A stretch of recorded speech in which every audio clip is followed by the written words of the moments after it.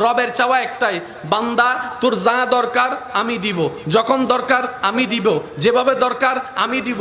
তুই বান্দা আমার হাতে হাঁ মিলাই চল, নাতে না মিলাই চল। তোর নিজের চাওয়াকে দাম দিস না, নিজের ইচ্ছাকে দাম দিস না, বন্ধুর সে বাজে কথাকে দাম দিস না, বউয়ের কথাকে দাম দিস না, স্বামীর কথাকে দাম দিস না।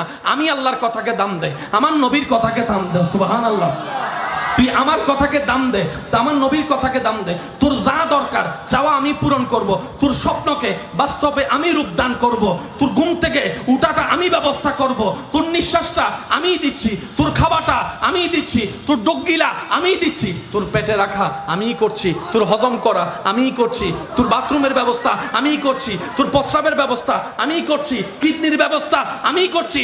বান্দারে তুই শুধু আমার মনোযোগে থাক, আমার মনোযোগে থাক। তুই কোন রকম চেষ্টা করে দুনিয়ার সামান্য হায়াতকে আমি রবকে খুশি করে আসার চেষ্টা কর।